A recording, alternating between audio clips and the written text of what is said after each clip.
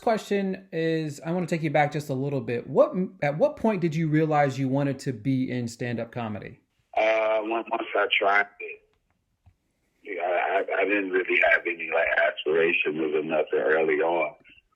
As soon as I tried it, that's when I was like, oh, yeah, this is what I should be doing. Who are some of the earlier comedians that you kind of maybe looked up to or kind of watched and maybe kind of influenced you a little bit? Obviously the greats, Red Fox and Eddie Murphy and Richard Pryor and Mons Mabley and George Carlin and all of those people. But also Ellen DeGeneres and Steve Wright. Those people were very influential in my career. Charlene's Boy is set to drop on November 15th. I mean, I kind of get a general idea of why, but what made you want to name your special that? She dedicated that to my mom, who passed away. And, I just wanted to dedicate it after her. The opening, I love the opening just because it's soft and sincere, kind of leading into the comedy special. Was that the decision you were going to go with from day one? Like, was that just going to be this is going to be my opening of this special? It kind of like just worked out. It was just me looking, I always look at old footage of my mom and me and just of her and, reminisce and stuff. And one day I just came across this video that we did at this dinner. I took her to dinner one day and we did this video, and I was just like, wow. I was like, that would be a great opening. And for this special that I'm doing for her, but I wasn't naming the special after her at first. It's a long story that led up into that. Like, I got kind of pushed into naming the special after her. I like to say she had something to do with it too. I was kind of locked in with doing the date on the day that she passed away because there was no way to really perform. And I had performed all over the country, and only I didn't perform with. Everything was so expensive in New York except for this one theater. And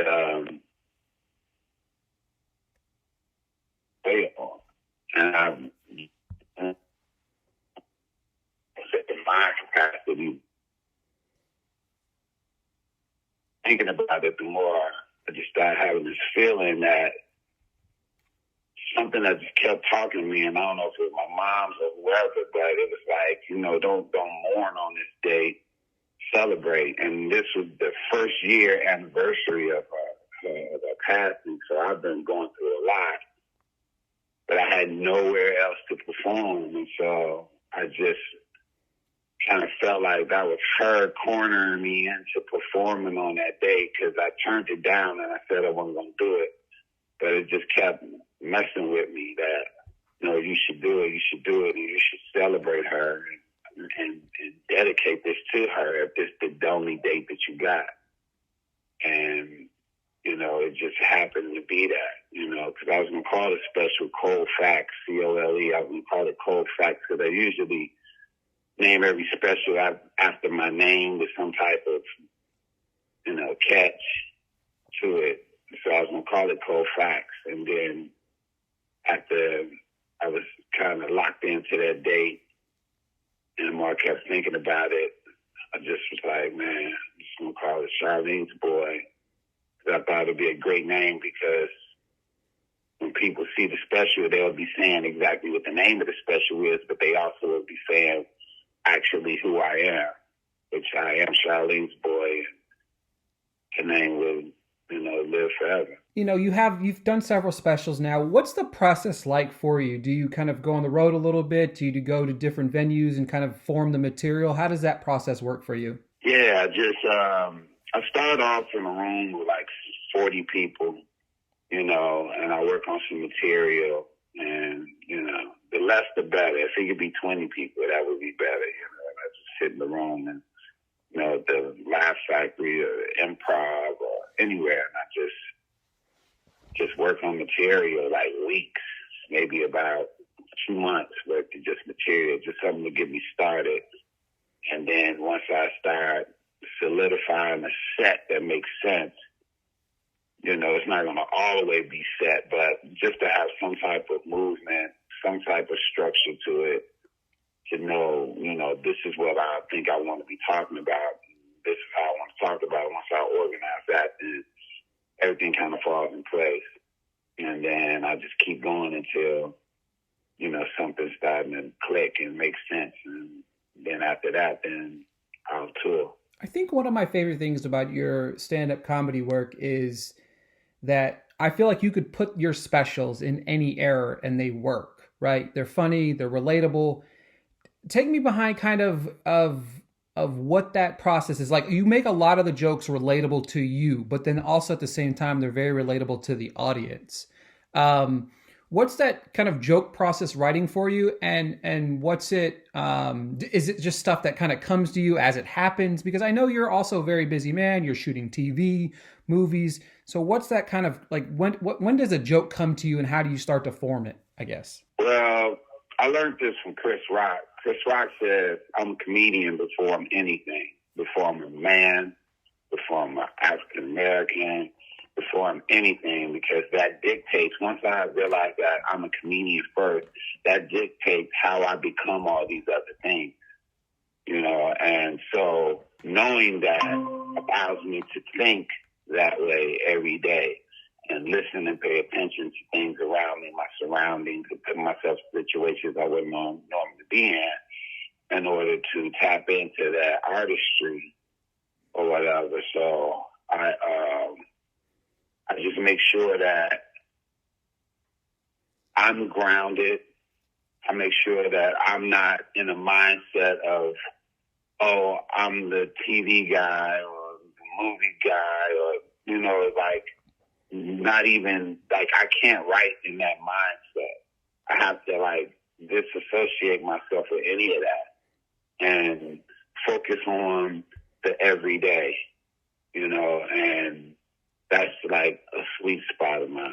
And that's why I like to dwell there. And that also gives me, the relatability to tap into the common everyday person. So obviously there's streaming platforms across the globe have really highlighted a lot more stand-up specials. For me, I love it just because I'm not always able to go see a show locally whenever they're in town. But how much do you think streaming platforms like Netflix have helped stand-up over the last few years? Oh my God. It's taken stand-up to a whole nother level. I remember when Robbie Praw, very good friend of mine who's over the comedy department over at Netflix. I remember when he first got the job, he came to me about this thing that he was starting, and it was called the stand-ups. It was like 6 comedians, and they all do 30 minutes, and they all perform on one special. And I didn't want to do it. I turned it down a couple times because I had just did an hour special for Comedy Central, and in the comedy world, you're going backwards if you're doing an hour. I mean, if you're doing 30 minutes and you just did an hour, that's how like the comedy rule was. You can't go backwards. And so I didn't want to do it. But Robbie was like, no, you never performed on a level like this. Netflix was on a whole nother page. And I was like, well, eyeballs is eyeballs. And he was like, no, I promise you. He was like, you do this. And you're gonna do an hour special, and you've never seen an audience like this before. And so he was like, it's only 30 minutes. Just give me 30 minutes. And I was like, all right. And a lot of other comedians didn't want to do it because they was like, they didn't want to waste 30 minutes. Plus, it was going backwards. And so I finally was like, because Robbie's a good friend of mine, I was like, I'm gonna do it. I'm just gonna do it for Robbie.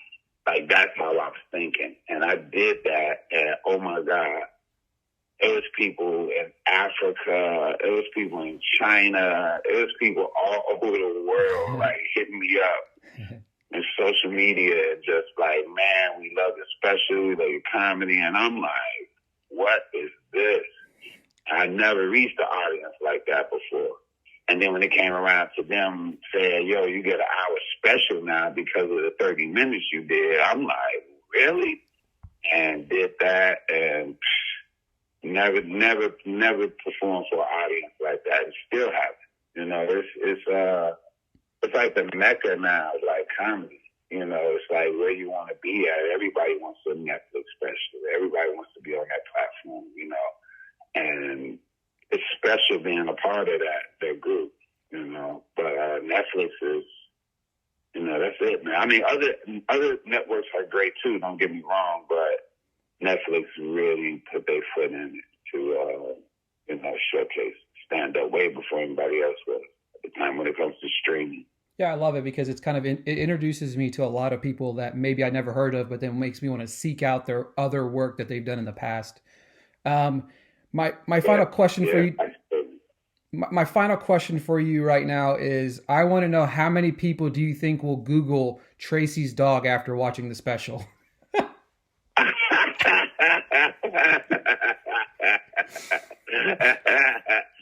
They should be giving me money. They should be paying me for what's about to happen. Look, I watched it and I did it. I watched it and I Googled it. I'm not gonna lie. You know what I mean? I was like, oh, what is it? And I'm like, if I don't see you on like a commercial or like on an ad for them soon, it's gonna be crazy because it's about to blow up, right? Yeah, man. Yeah, that's so crazy. That's good stuff, though. That's good stuff, man. Did you enjoy it? You enjoyed the special? Man, I loved it. Honestly, like that's what I meant when I said like it's one of those specials you can really hone in and like you could watch that in the 70s, the 80s, the 90s, the 2000s. There's no message in your comedy other than let's have fun, let's tell jokes, and let's laugh together. And I love the special. And that's all I care about. I don't care about nothing else. Nothing else. I don't care about making a point.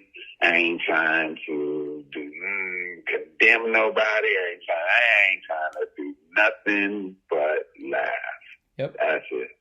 So I appreciate it. Thank you. Absolutely, Deon. Thank you for your time today, man. I can't wait for everybody to see the special, and it was great talking to you. Thanks, brother. Appreciate it. Thanks.